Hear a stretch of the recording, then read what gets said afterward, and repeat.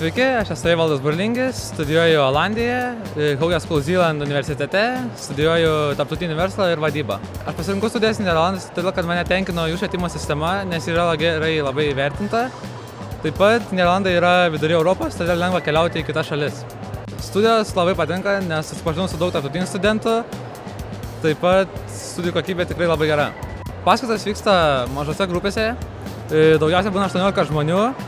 Daug darbo grupėse, taip pat mokytis nėra labai sunku, taip pat mokykla rengia daug projektų tarptautinių, labai daug tarptautinių studentų, labai daug žmonių iš Vokietijos ir Kinijos, kiek mažiau iš kitų Europos šalių, visi labai draugiški, visi padeda vieni kitiems. Gyvenu bendrabučių tipo name, bet ne su studentais, o su jaunais olandais. Jeigu nuomojant butą ir už maistą, jeigu taupiai gyvenant, galima išleisti iki 400 eurų. Su darbais situacija nėra labai gera, nes reikia mokėti bent jau olandų pradmenis, nesvarbu, kad visi kalba angliškai, bet darbdaviai nori, kad tu mokėtum nors kiek olandiškai. Stoti nebuvo sunku, nes Olandijai svarbu motyvacija, ar tu tikrai to nori, ar tu tikrai to sieki, nes jeigu nėra motyvacijos, jie nepriims tavęs.